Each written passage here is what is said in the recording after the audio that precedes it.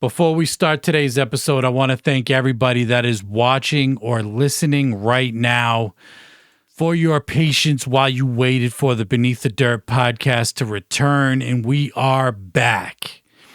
We're going to be discussing the future of the Beneath the Dirt podcast in the next episode that'll be dropping either next week or the week after, and what the future will look like for the show. But we are back, and we're going to be doing it once again.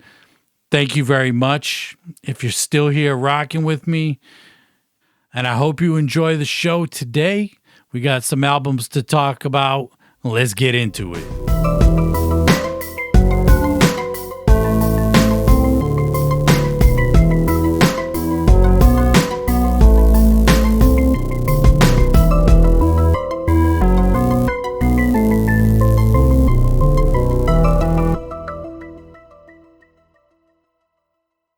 So let's not waste any time. I'm actually recording this time. This is my second go at it. So let's get right into it.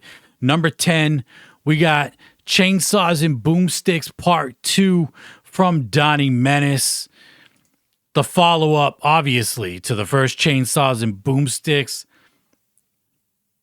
This project is so goddamn good. If you fucked with the first Chainsaws and Boomsticks, you're gonna like this one. I don't see a reason why you wouldn't. This is that boom bap wicked shit from Donnie Menace, and it's super dope, man. I wish more people would embrace that style within this wicked underground scene. I just love it, and Donnie Menace kills it, man. He does most of the production on this album. Jay Reno did a song or two on here. Same with Bad Mind. But man, Donnie Menace kills it on here. Punchlines for days. And it's wicked shit at its finest. You want wicked shit, you come to Beneath the Dirt for the wicked shit.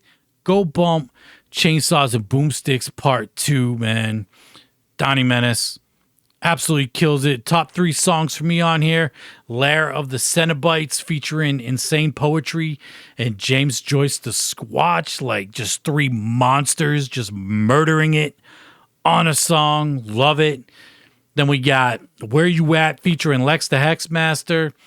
I don't know what it is with Donnie Menace and Lex the Hexmaster's chemistry on songs, but goddamn, they sound good together on songs. They fucking bring it. This is the production I want to hear Lex be rapping on, like just this dark, grimy shit. He killed it. And then Talk to the Chainsaw, the second track on the album. Just so fire, man. Donnie Menace brought it.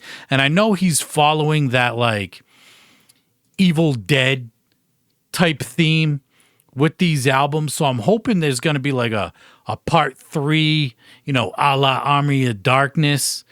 And it would be dope. If not, these 2 albums were fire. I've been following Donnie Menace for a long time. Talked about it before.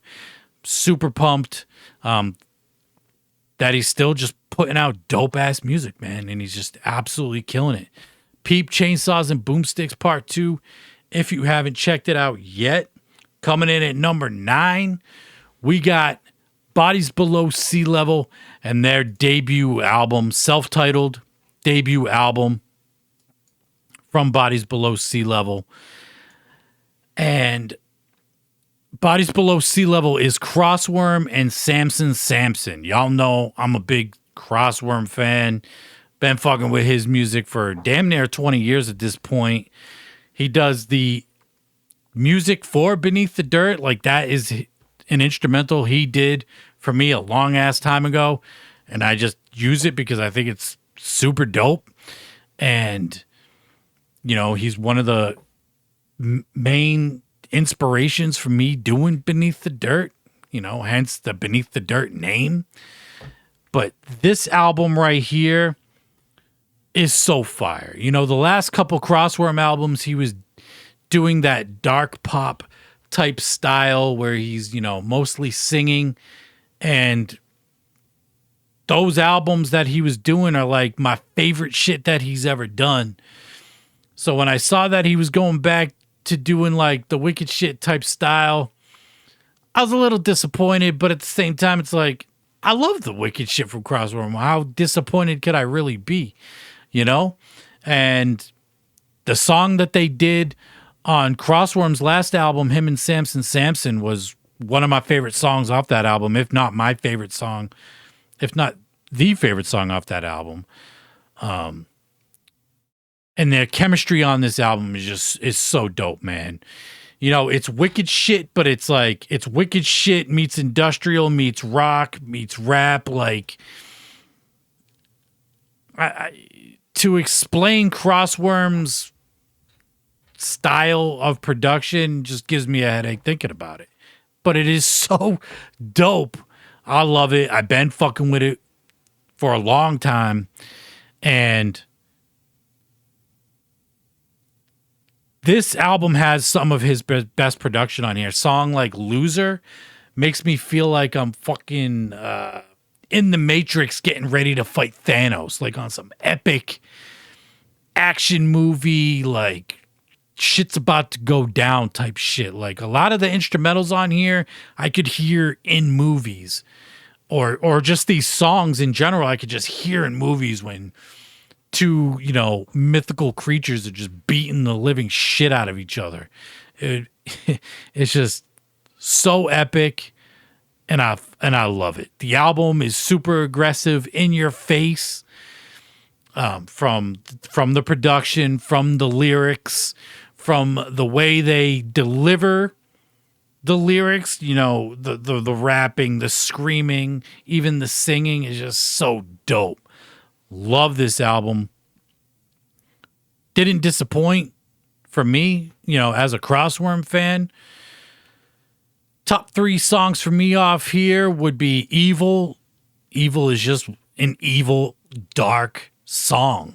Wicked shit at its best, in my opinion. It's not your traditional wicked shit in a sense, you know, that it's not just a straight rap type vibe, but man, it's so dark.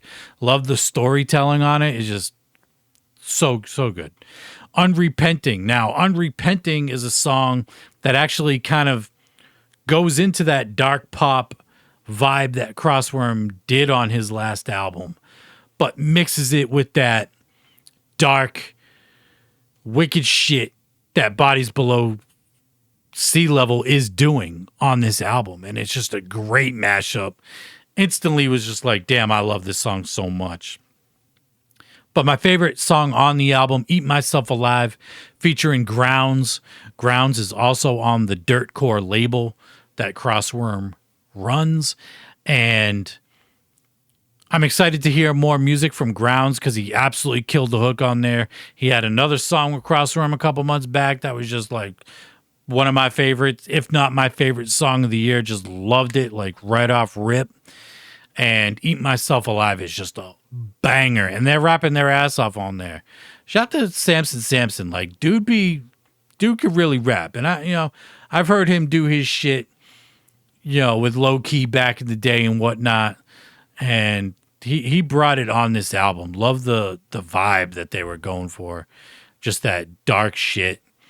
And they killed it. They really did. And then coming in at number 8, we got Suicide Boys with New World Depression. Suicide Boys these last couple of years have just been absolutely killing it, man. They made the top 10 last year with Sing Me a Lullaby, My Sweet Temptation. And they're back in the top 10 with this New World Depression. And if you're saying, you know, Suicide Boys sell out or sold out or fell off or anything like that, it couldn't be any further from the truth. Yeah, they're selling out arenas and shit now. Like, I remember when I saw them at the House of Blues, like a 1,500 person arena venue, that's a shitload of people. 1,500 people is a ton of people, but to be doing, now they're doing the Garden in Boston, you know, 18,000 people. Like, holy shit, these dudes are fucking huge now. But you don't hear their stuff on the radio. They're still doing the same shit that they were doing 10 years ago. It's just better now. it sounds better from, the mix, the production, all that shit. Yes, I love the old shit from a nostalgic perspective, but this new stuff, man, really be giving you throwback vibes to that early stuff that they were putting out. The early Kill Yourself tapes and all that shit, man. So dope. Scrim and Ruby, like, on top of their game, killing shit together. They've been sober for a few years, and you can really tell in their music because the energy, especially in Scrim, like his voice, his flow, his delivery now is just, it's so much more behind it. Much, there's like feeling and just that energy that he's putting out now is just so fire. It's hard to pick top 3 songs off this album because every song is a banger. I really do love every song off this album. But if I had to pick one favorite, all right, I'm just going to pick one favorite. It's going to be Burgundy off this album. And Burgundy is so fire. Ruby had the line where he said, okay, I had to look it up. He said, "My worst enemy is the version of me that I can't even fucking remember." That shit is so hard. And I'm like, yo, I relate to that a lot, I just love Ruby's flow. Like, Ruby's my favorite in the group, but Scrim's actually leveled up these last few albums. I think there was a couple albums there, a couple years where, after they got sober, I think they were trying to find their groove. And with these last couple albums, man, they really found their groove again, and they're just absolutely killing shit. Love this album. If you haven't peeped out Suicide Boys at this point, they've been putting out music for a decade at this point. I don't know what you're doing. Peep out Suicide Boys. I don't care what album you start with. You want to start with this one, go for it, because it's up there in their catalog of their best releases, in my personal opinion. Like I said, people say they fell off, sell out, whatever. Couldn't be further from the truth, man. They're still killing it to this day. New World Depression coming in at number 8. And then we got coming in at number 7, Monoxide Chainsmoker 2. This album really came out of left field for me. When this album was announced, I was like, okay, whatever. Based on the music Twisted has been putting out the last couple years, it didn't have me excited for it. It just didn't. And then the album dropped, and it was like, bro, this shit is really good. This is better than the first Chainsmoker album. Now, I gotta say, I like Chainsmoker, the first one, more just for like the nostalgia reasons. But realistically, this album is better than the first one. Entirely produced by Seven. And Seven kills the production because that's what Seven does. It doesn't matter who he's producing for. He's killing the production on the albums. And that's what he did on here. Monoxide is just like, you compare the Monoxide of today to the Monoxide of 2004 or 5, whenever the first Chainsmoker album came out. It's two completely different people. Like, they don't sound the same. The flows are completely different. The way he's leveled up from the beginning to now is just crazy, astronomical, if you will.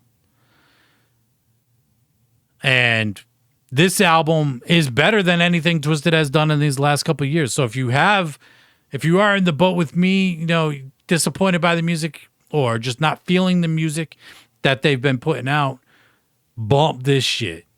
This is like, he's got everything on here. Smoker anthems, talking shit records, the introspective records, the wicked shit. He's spitting some wicked shit on here. Like, just doing what he does best. Absolutely killing it. Now, there's 2 different versions of this album. One where it's just Monoxide by himself. And then there's the other version, which is the version that is on streaming. And that is the version I'm talking about for this list. I never listened to the just straight solo album with no features. So this is the album with the features. Maybe one day I'll go and listen to that other version, and he just put out another remix version. But that's the version I'm talking about, is the one that's on streaming. And every feature brought it on this album. I mean, Madrox is on here, of course. Blaze, Joe Black, Gmo Ski, House of Crazies, Young Wicked, Boondocks. And every feature killed their part for, whatever song that they were on.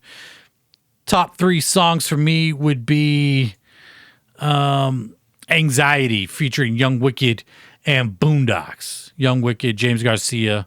And to be completely honest, Boondocks' verse on this song is, I think, by far and away the best feature on the album. Like, he destroyed his verse, killed it. Love that shit, man. That Boondocks did on Anxiety. Young Wicked did his thing on there too, so as did Monoxide. Number 2, Smoke Train featuring Blaze and Joe Black, Smoker's Anthem. I don't even smoke, but if I did, I would blaze up to that song. Like, that shit is so goddamn good. They did a video for it. That song is just it's just like one of the best twisted 420 / smoker songs that has ever been put out. I know it's not twisted, it's Monoxide, whatever. But in that twisted realm, this is like up there with like Hydro and the song off fucking Man's Myth, I can't think of it, Get High. Or Bags off Freak Show, anything like that. Like, this is up there with those songs, in my personal opinion. Just a banger. But my absolute favorite song on this album, Turn the Lights Off. This is that classic emo twisted, like, think Love Don't Live Here Anymore. Think that type of vibe. That's what this song is on here. And I think Turn the Lights Off is like top tier, like all time. If it was a twisted song, it would be up there in that top 10 for me. Like, it's so good. Love that he ended the album with that song. Him singing on there. I think Young Wicked got some writing credits on this album. I don't know if he was helping him with the hooks or not. Regardless, killed it. Killed it. Every song on this album is a banger, though. Monoxide, Chainsmoker 2. I know a lot of people don't like Twisted, whatever. Go bump the album. It's fire. It really is. Just a super dope album. Monoxide fucking killed it, man. Coming in at number 6, we got Mission Infect, Armageddon. Mission Infect dropped earlier in the year. A nice, 6-pack? We'll call it 7-track EP, 25 minutes. My only gripe with the project is I wish it was longer. I wish it was longer, But a banger nonetheless. Mission Infect, if you don't know, I'm going to try to name all the members. I'm actually just going to read. Low Key, Mad Max, Wicked One, Gruesome, Bad Luck, Dirty, Malaria, Dubs, Mum Ra, Saint Sinna, Zero. That's everybody that made an appearance on this album. There could be more members that I can't think of off the top of my head, but that's everybody that made an appearance on, like, they got dubs on this shit. And that song actually kind of sounds like a song that was from Chemical Threats 3 and 4. I wonder if that was like a leftover song or not from the Chemical Threats 3 and 4 sessions. I'm not sure. Regardless, still a dope song. on here. 7 tracks. Every single song is a fucking banger. Not many can out rap the rappers within Mission Infect. I don't care. These dudes been putting it down for a while, and they absolutely kill it still to this day. And they just be rapping their asses off, man. If you want to hear some dope rapping and just MCs killing shit, listen to Mission Infect, man. When they get together, they really just bring the best out of each other. And when you get Low Key, Bad Luck, and Gruesome on a song together, if you're an old school soldier from Chemical Threats 1 and 2, then you know how special it is when you get those 3 guys on a track together. Throw Mad Max and Wicked One in there. Couple more OG generals throwing it the fuck down, rapping their asses off as well. Just love this EP, man. Top 3 songs: Guns Up, Bad Luck, Gruesome, and Low Key. Kill it. More up-tempo, fast-paced type track. Beats kind of funky. I fuck with it. They killed it. Number 2, Pathogen, the opening track on this album. God damn. Lines are drawn. Gas mask on.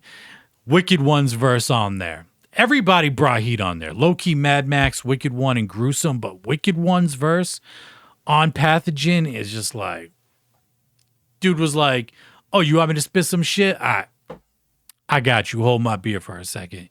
And fucking killed it. You know, I don't know if these dudes hear each other rap. You know, I don't know what kind of reference tracks they're getting when they get these songs, if they're getting any kind of reference at all besides the instrumental. But I think these dudes know, you know, I could be on a song with Mad Max and Gruesome. Like, I gotta bring the fucking heat. You know what I mean? Like, that's what makes Infect so fucking dope. But my number 1 favorite song on here, Old Man Flow. I'm an old man myself, you know, in my 40s. I was born in the 1900s. And as an old man, I appreciate Old Man Flow. And you got these guys maybe similar in age to me, maybe a few years younger, but they're OGs in this shit at this point. And they're out rapping the new cats. Like, step your fucking game up, dog. And it's kind of hard to do it, you know, when you're talking about Mission Infect, because these dudes just absolutely bring the heat with everything they do, man. Go back, listen to Chemical Threats 1 and 2, Extermination, Asphyxiation, Chemical Threats 3 and 4. It don't matter. Just pick up a Mission Infect album, go bump the newest one, the one Armageddon, the one we were just talking about. Pick up some Mission Infect shit. Especially if you just love rap and rapidy rap shit. Because they kill it, man. You know, they kick the wicked shit too. Coming in at number 5, we got Kendrick Lamar with his album GNX. This album's been out less than a month. And I was trying to figure out where I want to place this album. You know, when I looked at my Apple Music top streamed albums of the year, this did make the top 10. And it was only out for a couple weeks. And I'm trying to figure, you know, with more time, this album's just going to get more plays. And I've been playing the fuck out of it since it dropped. And a lot of heat dropped in the 4th quarter. There was a lot of shit that dropped all within like a month and a half of each other. That was just like, I can't even handle all this dope ass shit that's dropping, but he snuck in there. I've been bumping the shit out of this album. He's not wicked shit in any sense. If anything, I would he's more of a conscious rapper than anything, I think. Maybe I'm wrong on that, but man, it was a surprise album. He just dropped it like on a Friday at like noontime. And he had a crazy year, destroyed Drake in their beef. That was so fucking dope. You know, even though Drake wears the Ringmaster jersey, I'm just not a fan of Drake. And it was dope just to see someone just take him fucking down like that. It was awesome. And that beef really brought the demon out of Kendrick Lamar. Like the opening track, Whacked Out Murals on this album is like some dark shit. You know, not wicked shit or anything like that, but it's dark vibes on that song. And I love it. This is the album that I wanted after Damn. Mr. Morale was okay. It just didn't have the replay value. But GNX is like, I've been bumping it nonstop since it came out less than a month ago. The album's been out less than a month at this point, as I'm recording this right now. Top 3 favorite songs for me would be TV Off. That shit is so fire. That Mustard, that shit is so fire. That beat from DJ Mustard and the way it breaks down is just so epic.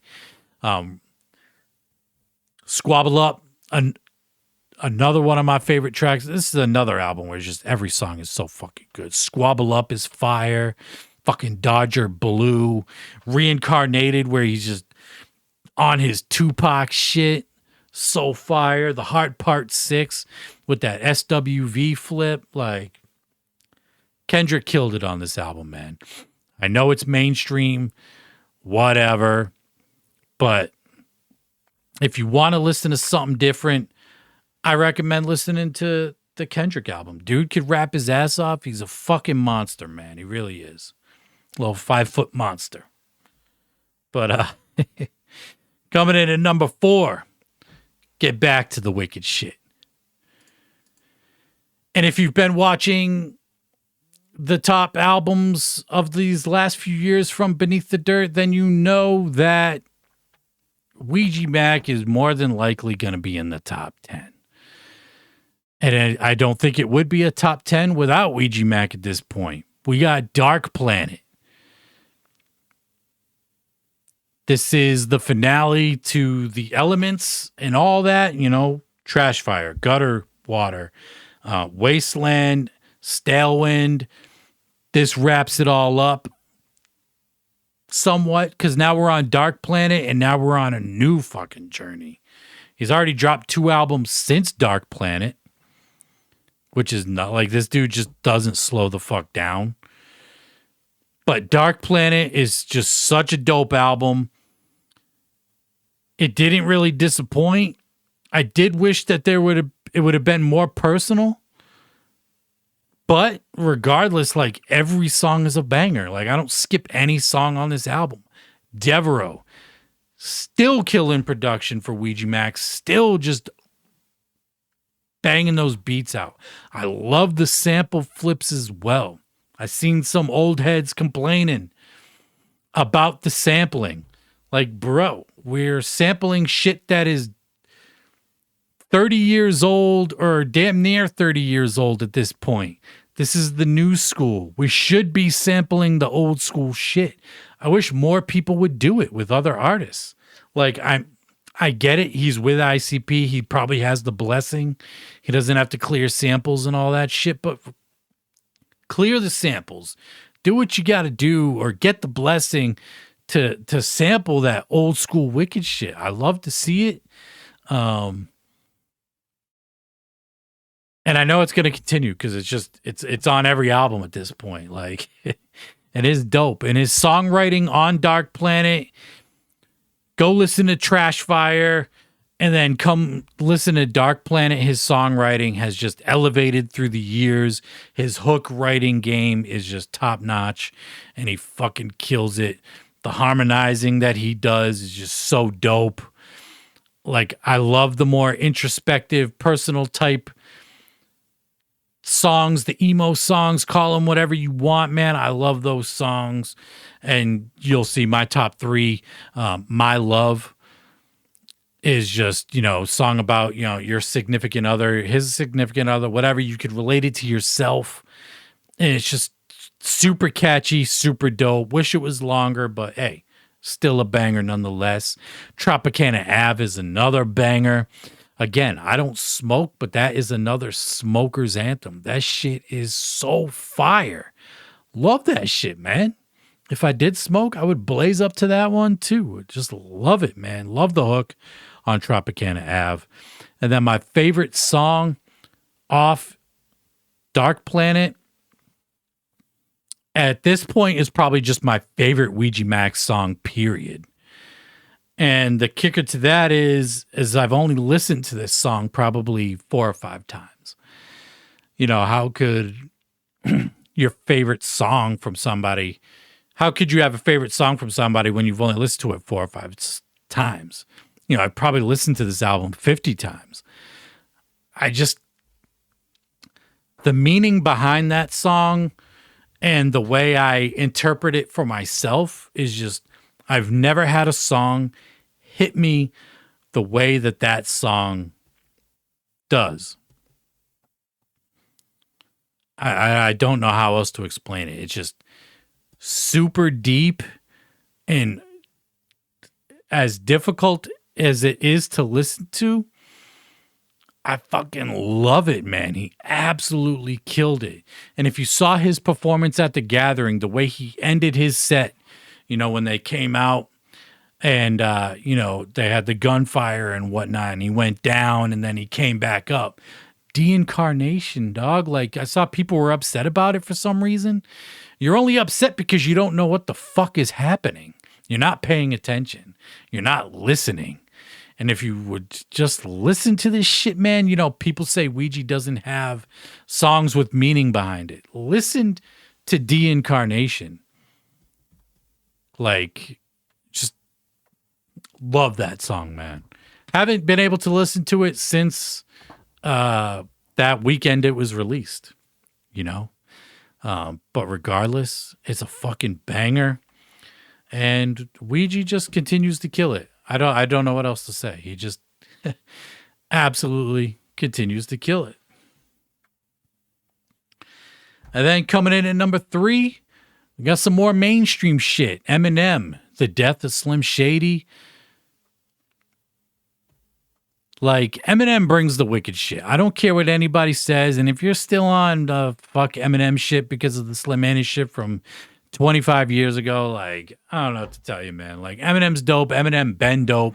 Eminem been doing the wicked shit. It just so happens to be mainstream. And, you know, he has Dr. Dre behind him and all the big features behind him. But Eminem is rooted in the wicked shit. He brought back Slim Shady for this album. And he's going at all sorts of people on this album. And I love it. Like I said, he's rooted in the wicked shit, man. He's made it clear that he's influenced by ICP, Esham. He, you know, used to kick it with House of Crazies back in the day, rocking shows with them in Detroit. And, you know, this album was just a return of the Slim Shady character, the return and the death, sort of. But, you know, you got to listen to the album to appreciate it.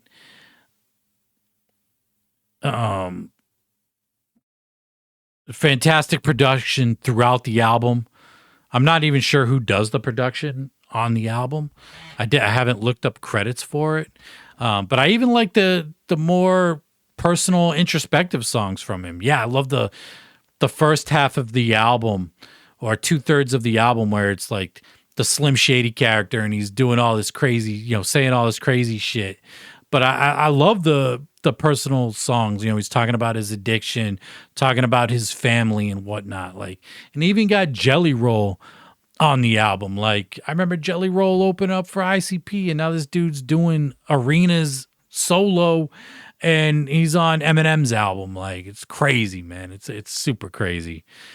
But top 3 songs for me off Death of Slim Shady would be Antichrist. He's even got a verse from Bizarre on there at the end. The beat switches up. He's got a verse from Bizarre. I would have liked to see, you know, everybody from D12 on the album. Carnatus, Kaniva, Swifty, and Bizarre. But at least we got Bizarre on the album. I thought that shit was super dope. Antichrist is on that wicked shit. I love it. Fuel featuring JID, Jid, is a banger Banger of a song. I love the way that shit drops in. Jid kills his verse. He ain't no slouch. He's holding his own with Eminem. Eminem comes in. Eminem's going at Diddy the entire album. You know, he didn't spell the word rapper and leave out the P, did he? Like, so fire.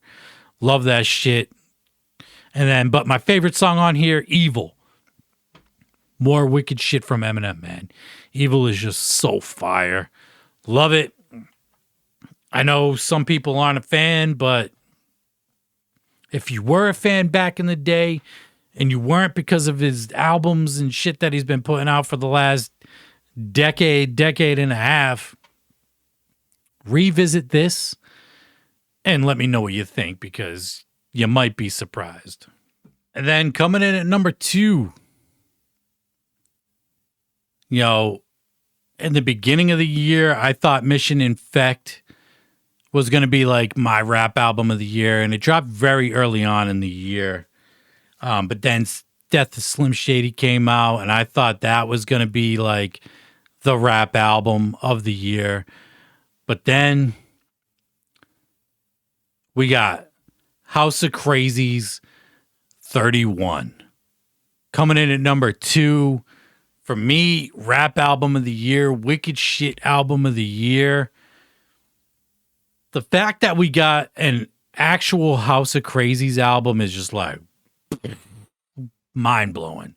Skull flipped completely fucking back. Or wig, not skull. Wig flipped completely back. And, you know, it's their first album in 28 years. As the Dirty Trio, the last album they put out was Head Trauma. That was all original music, was Head Trauma in 96. And I've been saying it, you know, when I was still doing the podcast before, saying like, why aren't we getting an HOK album with all these HOK singles on the songs of Sam Hain? And then they would release singles for Fright Fest and whatnot. But we finally got it. It's entirely produced by ROC, as it should be. I feel like if you're going to do an HOK album, it has to be produced by ROC. Because some of those singles they did before weren't produced by ROC. I think like maybe Seven did one and Fritz did a couple. But the fact that this album is entirely produced by the ROC is just like, that's the way it's supposed to be. That's the way it's meant to be. Super dope. And ROC killed the production on here. Like the Murder, the Carnage is like such a dope beat. Love his production on this album. All three of them brought it. This album is like, has become like one of my all-time favorite albums Magic Ninja has put out. Period. Like, it's maybe better than anything Twisted has done on Magic Ninja. It might be better than Digital Voodoo. I'm not really sure yet. It's maybe too early to tell, but I love Digital Voodoo. I've gone on record saying that's a top 5 album from M&E. Probably my favorite album from ROC. And like, this is wicked shit at its finest. People complain that Twisted don't do the wicked shit. This is the wicked shit. This entire album is just that stab you, just that gory 80s horror wicked shit. 80s horror movie wicked shit. It's just so dope. The only complaint is that it's short. Like, how many songs are on here? I think there's 13 songs on here, 13 tracks, 42 minutes. Now you're like, how is that short? It's short in the sense that a lot of these songs have very short verses, but then they'll do like extended choruses. So they'll make up for the short verses by doing longer choruses and hooks, which is fine. Like, it works. And this album, if you saw the interview with Jamie Madrox, It sounded like this album was one of those albums where they weren't even in the studio together working on this album. Like, it's just shit that they emailed back and forth. You know, I've complained about previous projects like Triple Threat and East Side Ninjas as projects being thrown together. And I think this project is like in that vein, but because their chemistry is just so good, and it, even though they might not have been in the studio working on this together, it sounds like they were. And it's just so fucking fire, man. Even with the short verses, like I didn't even notice at first. And after a while, I'm like, man, they're only spitting like 8 bars, like half verses on a lot of these songs. And like, but I didn't even notice. So is it a big deal? Maybe to some, to me, not, because these songs are just bangers, man. HOK, House of Crazies is back. They even did a show at Fright Fest this year. I was lucky enough to see House of Crazies in 05 or 04 when they reunited, and they, you know, they had the Season of the Pumpkin remastered CD that they gave away at that show. I was lucky enough to see HOK back in the day, and to see them back is super dope, man. Would love to see another album from HOK, honestly, but you know, we could dive into that at a different time because 31 is the album and it's fire. Top 3 songs for me would be Basement. The Basement is just super dark, love it. It's kind of diving into that HOK lore a little bit. Make It Dark is another song. I love the hook on there. Mr. Bones killed the fucking hook on Make It Dark. I love that shit, man. Just, if I could stab the world, my knife would make it dark. That shit is so fire. And number 1 song for me would be Mask Playing Games. They put out a video for it, and it's an actual, like, video. Like, there's no performance from HOK in the video, but, like, the way they did the video, love it. Such a dope job they did on that music video.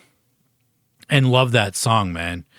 Mask Playing Games is just a fucking banger. House of Crazies absolutely brought the heat with 31. And yeah, before we get into the number 1 album, which, you know, we will get to, let's do some honorable mentions real quick. Honorable mentions: Ouija Mac, Darby O'Trill, the Anamoya album. This is my favorite collab project that Ouija has done. Bangers on this album. Devereaux did most, if not all, the production on the album. Darby did his thing on there, and as did Ouija. Super dope. Definitely recommend checking that shit out. Mad Max with Dirtcore 24. Like, right on the edge. All these albums, right on the edge to be in top 10. Like, they're all so fucking good. But, man, Diary of a Madman from Mad Max off Dirtcore 24 is just a fucking banger. Like I said, when I was talking about Mission Effect, just a rapping ass dude who just raps his fucking ass off, man. Banger of an album.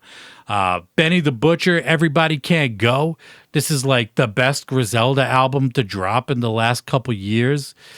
Super dope. A couple of the features were kind of but like, I love the production on here. But you got features from Snoop and like Jadakiss that were just absolutely fire. Dope album from Benny the Butcher. And then Gruesome, he dropped an EP earlier this year called Gruesome's Locker. The only reason why this project didn't make the top 10 is because it's just not available. It was a pre-order that you had to get through his Bandcamp page, and it's just not available on stream, and it's not on his Bandcamp page. And that's the only reason why it didn't make the top 10. If it was on streaming, I would put it top 10, but you can't even listen to it. So me even talking about it is just like, hey, I heard this thing that you probably haven't heard or might not have heard. And if you didn't order it, you can't hear it. But it's fucking banger, man. Love me some gruesome shit. And he just still continues to kill it. Another Mission Infect general killing shit. Yeah. But there can only be one. Only one. And my number one album for 2024 is going to Batty Bat and her album Fall from Grace.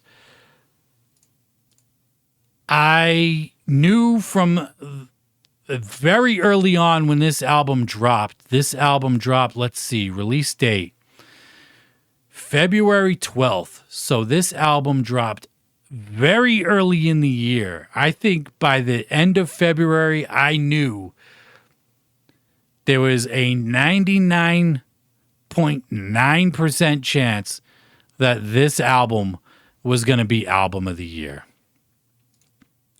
Like I said, make some emotional music and you just draw me right in.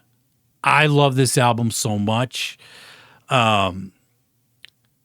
She really switched her style up on this album compared to her first album where it was just more metal, hardcore, just screams. This song, she's mixing those screams up with a lot of singing, mostly singing on this album. Again, the only complaint I have of any of these albums, if I have a complaint at all for any of them, is that it's too short. 8 tracks, 30 minutes. But regardless, it's front to back banger. Every single song is just amazing. I don't know who did the music on here, the production.